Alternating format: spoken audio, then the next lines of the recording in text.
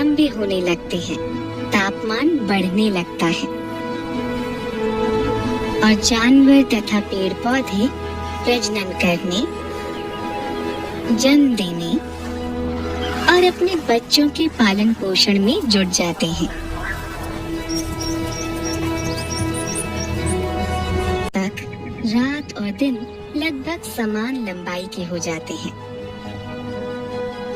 ऐसा साल में सिर्फ 2 बार होता है, जब सूरज का केंद्र हमारी पृथ्वी के इक्वेटर के ठीक ऊपर आ जाता है और तब पूरे महाद्वीप में हलचल देखने को मिलती है।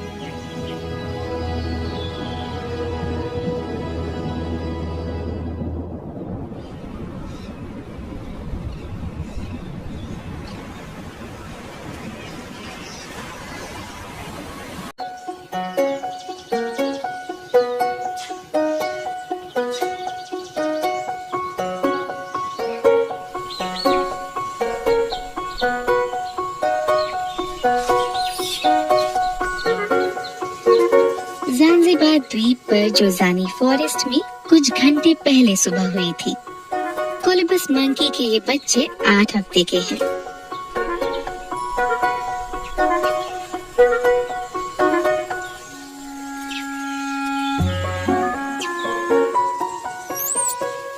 ये दिसंबर की शुरुआत है और वो अपने पेड़ की खोजबीन में व्यस्त हैं।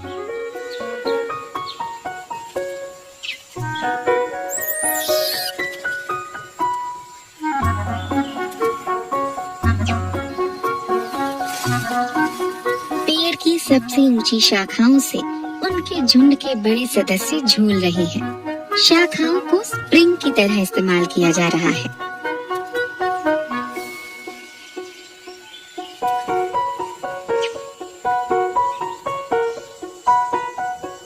फिलहाल ये दोनों भाई नीचे रहते हैं।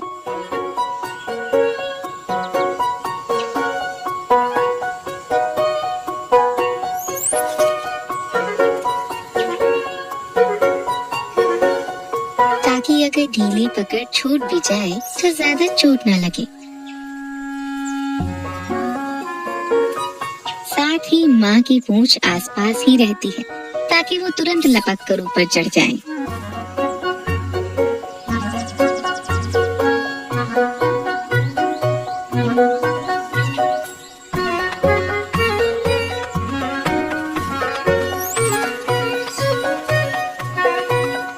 बच्चे खेल कूद में लगे हैं।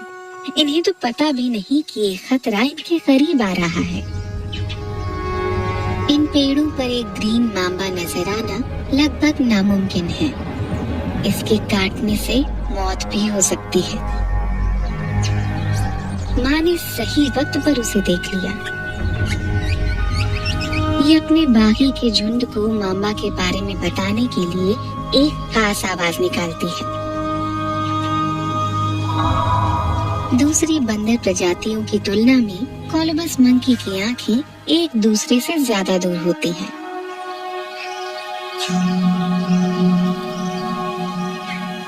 इससे इन्हें चीजों की नजदीकी और दूरी का बेहतर अंदाजा मिलता है और सांप आसानी से नजर आ जाते हैं।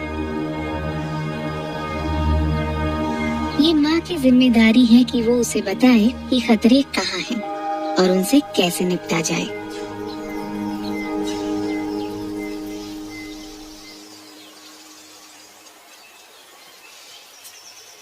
इसे अपने आसपास के ढेर सारे जीव जंतुओं को पहचानना होगा।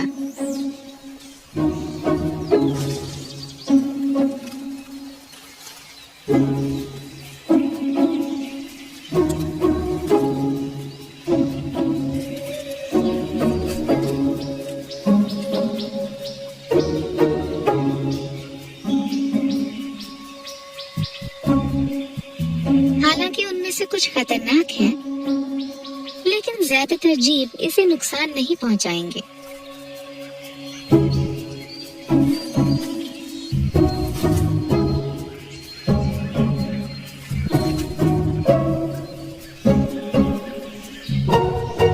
इधर उधर घूमते घूमते ये दोस्त और दुश्मन के बीच का फर्क समझने लगा है।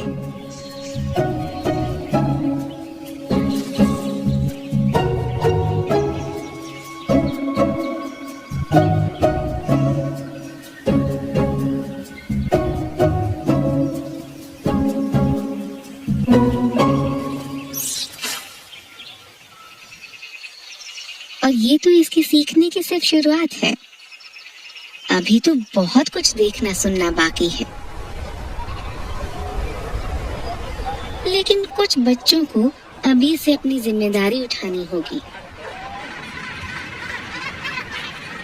जल्द ही इन्हें अपने घोंसले से निकलकर दुनिया से अकेले निपटना होगा।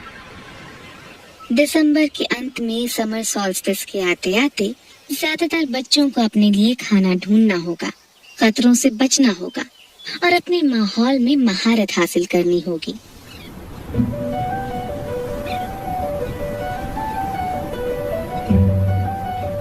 अपने पैरों पर खड़े होने के लिए हर प्रजाति के पास अपना अनोखा तरीका है। अब दिसंबर है, वसंत अब गर्मियों में बदल रहा है, तापमान बढ़ना शुरू हो गया है। ये साउथ अफ्रीका के सैंडफील्ड रेगिस्तान में दोपहर का समय है और तापमान 30 डिग्री से ज्यादा है।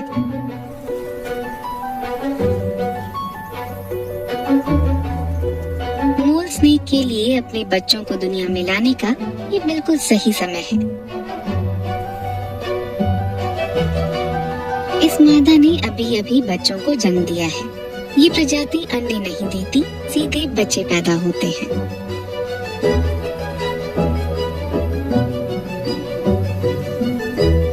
मूल स्नेक्स ठंडे खून वाले जीव हैं। जब तक ये अपने शरीर को धूप में गर्म नहीं कर लेते, तब तक हिल भी नहीं सकते। जब तक सूरज इनके शरीर को थोड़ी गर्मी नहीं दे देता है, तब तक ये यूं ही आपस में उलझे रहेंगे।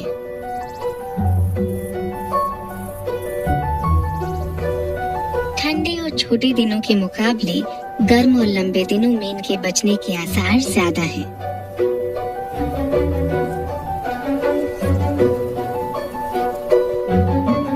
दूसरे पशु पक्षियों से उलट मूल स्नेक्स के बच्चे पैदा होते ही आत्मनिर्भर होते हैं।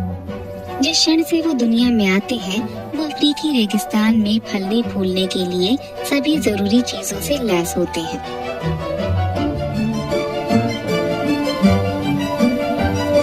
गर्माहट मिलने के बाद वो अलग अलग दिशाओं में निकल पड़ते हैं।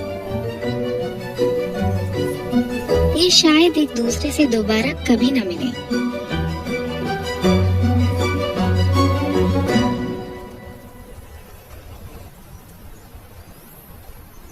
इतनी मेहनत के बाद माँ भी शिकार करने के लिए अकेली निकल पड़ती है।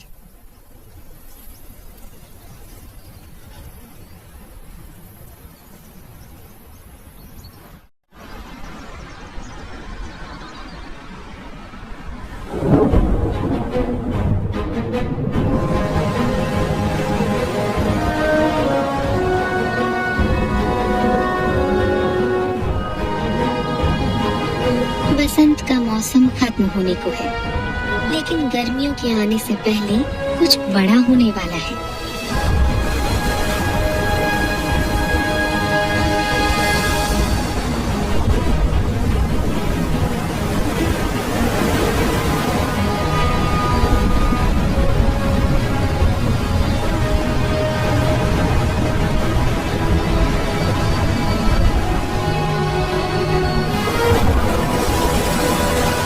एक तूफान उठ रहा है। ये कोई मामूली तूफान नहीं है। नामीबिया के पश्चिमी किनारे पर ये तूफान हथौड़े की तरह वार कर रहा है।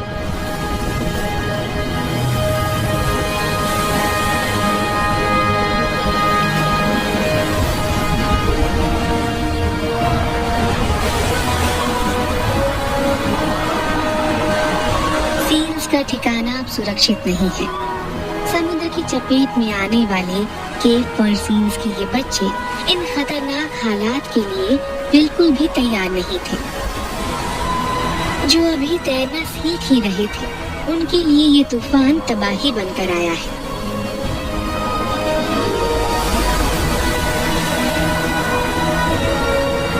तेज लहरों से बचने की कोशिश में वो छोटी छोटी चट्टानों पर जमा हो जाते हैं।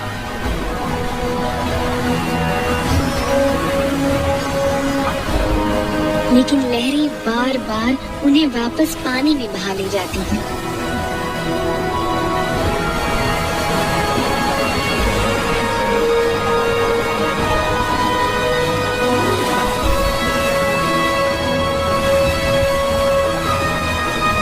बच्चा इस कोशिश में है कि उसे इन खतरनाक चट्टानों पर एक छोटी सी जगह मिल जाए।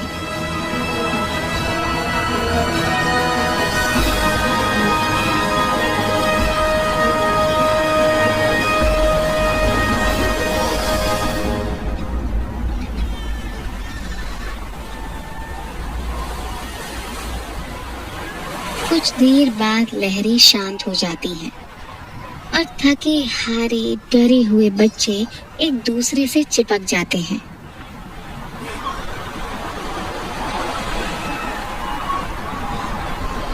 जबकि कुछ बच्चे मौत के घाट उतर जाते हैं। लेकिन कुछ भी बेकार नहीं जाता। लकड़बग्घे और सियार इस आसान भोजन का पूरा फायदा उठाते हैं।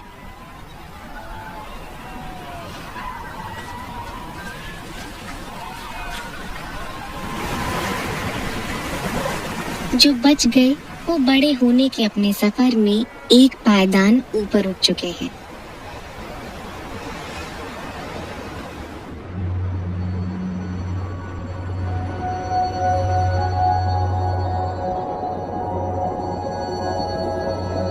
गर्मियां लगभग शुरू हो चुकी हैं। पूरे महाद्वीप में बच्चे आत्मनिर्भर बनने की तैयारी कर रहे हैं।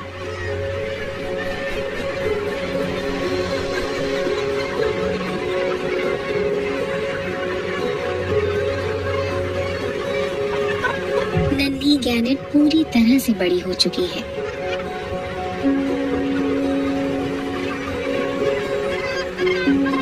वो स्वस्थ है और अपने दम पर जिंदा रहने के काबिल है। बस एक चीज सीखना बाकी है,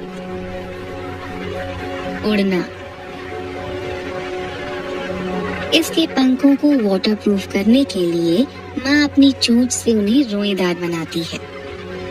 इस बार की बसंत ऋतु मुश्किल थी, लेकिन इन्होंने अपना पहला चूजा पाला। जल्द ही टापू छोड़कर वो समंदर में खाने के लिए जाएंगे। 1 साल बाद वो एक और चूजा पैदा करने के लिए दोबारा मिलेंगे।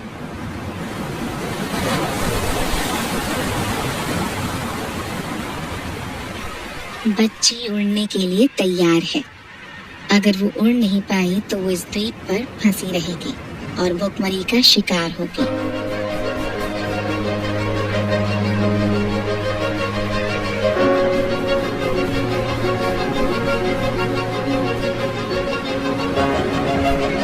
वो दूसरे गैनेट्स की नकल करके शुरुआत करती है।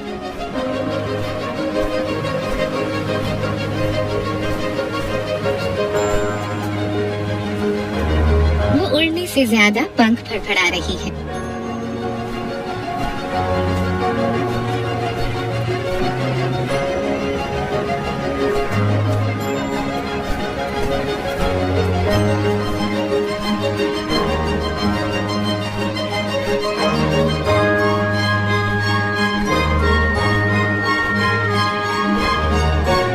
लगी रहो नन्ही गैनेट, कामयाबी जरूर हाथ लगेगी।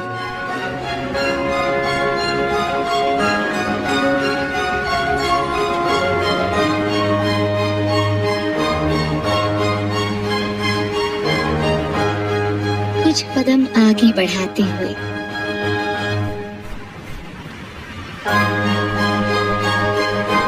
वो आसमान की ओर निकल पड़ी। वो तैयार है। माँ बाप का काम यही पूरा हुआ।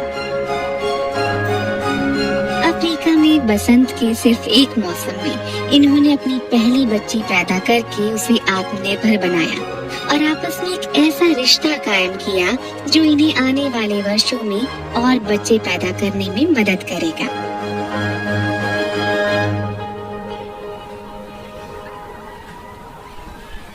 इस युवा सील को भी वैसे ही चुनौती का सामना करना है।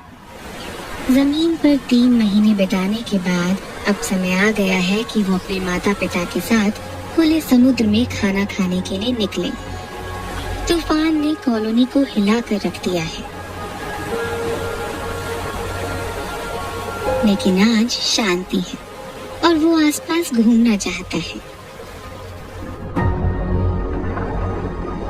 वो अपनी माँ के साथ पानी में उतरा है। वो इसे उन रास्तों से ले जाती है जहाँ इसे शिकार करना होगा, अपने लिए साथी ढूंढना होगा और अपना जीवन जीना होगा। इसका शरीर इस समुद्र में जिंदा रहने के लिए पूरी तरह विकसित हो चुका है। अगले साल तक ये युवा सील पानी में ज्यादा से ज्यादा समय बिताएगा और अंत में कॉलोनी के दूसरे सदस्यों के साथ लगातार कई दिनों के लिए शिकार पर निकलेगा। लेकिन आज सिर्फ खेलने का दिन है। वो और दूसरे बच्चे अपने नए माहौल में खूब मजे कर रहे हैं।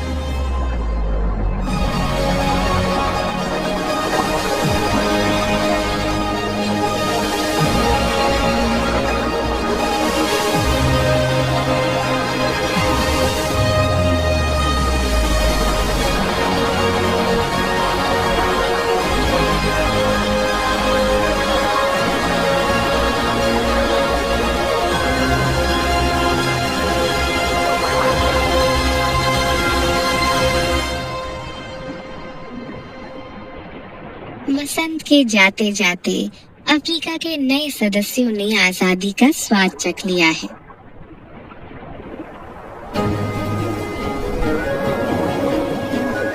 इन बच्चों के लिए ये मौसम मानो एक पाठशाला थी, जिसमें इन्होंने खतरे से निपटना और जिंदा रहना सीखा।